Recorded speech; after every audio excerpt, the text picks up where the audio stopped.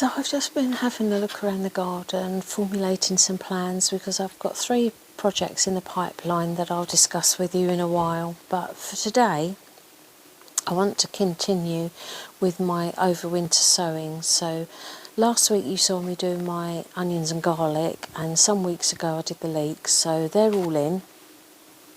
But today it's the broad beans. I've chosen aqua dolce, and that's the seeds. Now, I have grown these before.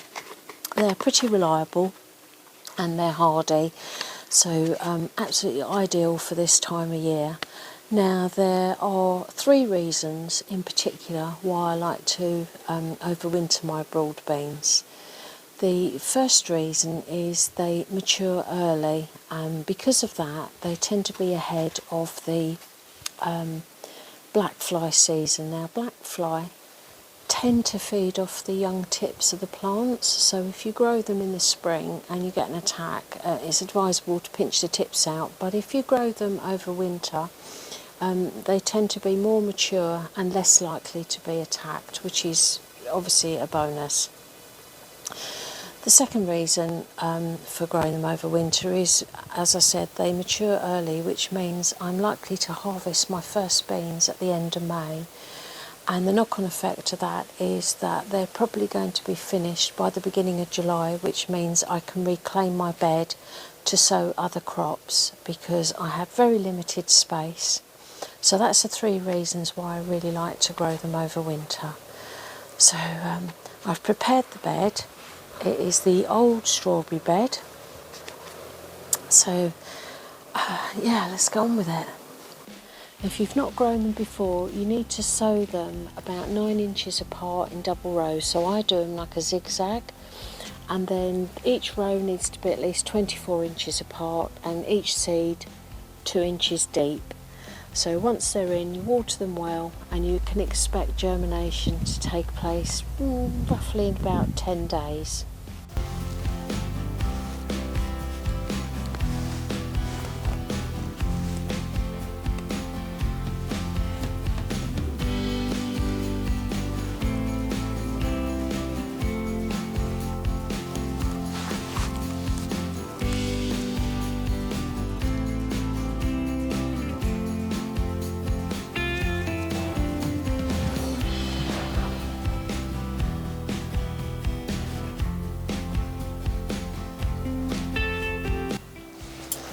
Now, I am going to cover them. As I've already said, they take about 10 days to germinate. So we're getting close to November now, so we will get some hard frosts. So I will protect them despite the fact that they are hardy, just as a precaution. But not only that, the pigeons will probably quite enjoy the new shoots. So like I say, it's just a precaution. Fabulous. So that's another job done. So yesterday I managed to get some more netting to go on the red onion and garlic bed. Now, as always, it never fits properly, so it was too long but not wide enough. So I got quite frustrated, but in the end all I did was cut off a piece of the length, and with my sewing machine I sewed it to the width, and now it fits perfectly. But there was a lot of head scratching.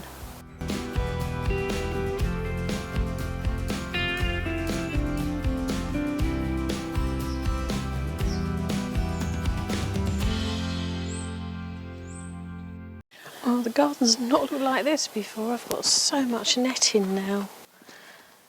But needs must. I think with climate change we're getting so many pests now. So I feel like I'm building a fortress. I mean, every bed now has got netting on it except for 2. The herb bed hasn't, and the bed at the back hasn't, where the strawberries are going to go. So I've been growing for decades and I've never ever found this a necessity. The 2 main culprits have been the Allium leaf miner and the flea beetle. The flea beetle was a new experience for me. But what I'll do, I think, rather than go into details, I think I'll put some links below and you can do some reading yourself. But although you may not have the flea beetle, and I'd never had it before, and I haven't seen them since, the Allium leaf miner, definitely. I can guarantee that I'll get it. So I'm not taking any chances this year. I've modified this bed now. I wasn't really happy with the hoop structure, it was a bit wobbly, but this is a bit stronger. But I'm a little bit concerned about the netting. I don't think this netting is going to be sufficient to stop flea beetles. It'll do for the Allium leaf miner, but I think come spring, when it starts to warm up a bit and there's the threat of the flea beetle, then I think I'll have to change the netting. But if I get close, probably see that it's not that fine. But garden's very autumnal now, isn't it? And the clocks go back tonight, so we're going to lose even more daylight hours. But if we get Christmas out the way, then we can look forward to spring.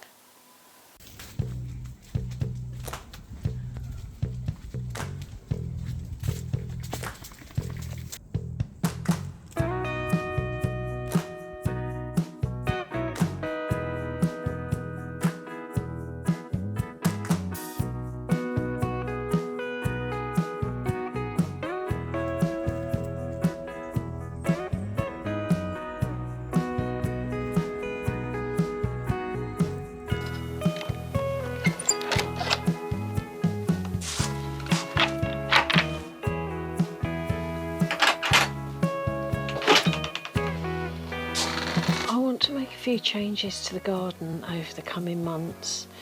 Now, one of the things is the pond. Now, when I moved it, when did I move it? I moved it, I think it was about November 2022. But the idea of placing it at the back of the garden was I wanted it to be a focal point. So as you look down the centre path, that would be what you see. Unfortunately, every time the summer house doors are open, then it tends to obscure it, block it from view, so it gets neglected and it gets forgotten. And I've had a few problems with it this year. It has really suffered badly from blanket weed. So I'm thinking I need to completely drain it, set it up again, but I think I'm going to move it. I'm going to move it possibly down here in front of the herb bed. But that's not the only thing that I'm thinking of at the moment. So that brings me on to my next plan. So let me take you up to the top end of the garden, near the house. Now, something you don't see very often. It is a mess, I admit, but I've got a water butt. It's tucked in the corner and I can never get at it. So I've decided to put up some guttering on the back of the greenhouse and install a slimline water butt, as that's been a missed opportunity really.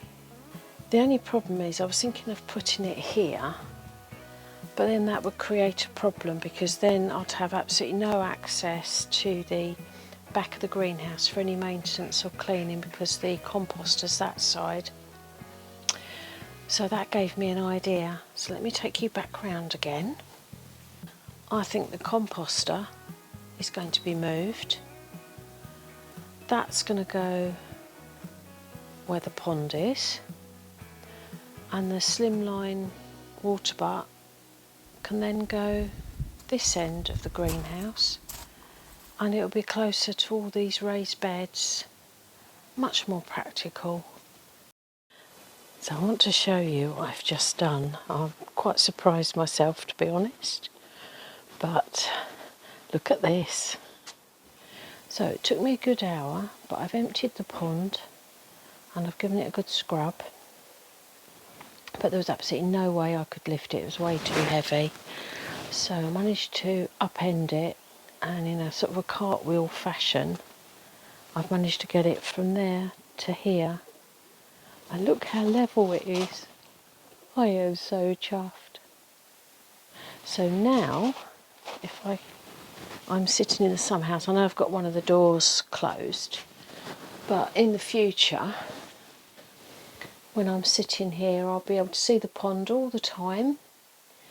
And I think if I get a pump or a fountain to keep the water moving, then I should be able to keep the algae and blanket weed at bay. But now that's moved, that now means I can empty the composter. So that's my next task. And I'm going to put that more central on the path, so it'll be in direct line as you look down the garden. Because it's a beehive style composter, so it's quite attractive. Well, I've just opened my compost bin. I've lifted out the newest vegetation. Look at that. So I'm going to get that moved and fill it up again. So yeah, I'm going to lose light soon if I don't crack on. So I'll come back when it's done. Black gold. Absolutely brilliant. So it's all done. The compost bin does need a coat of paint, and it needs a few screws in it because the top's a bit loose.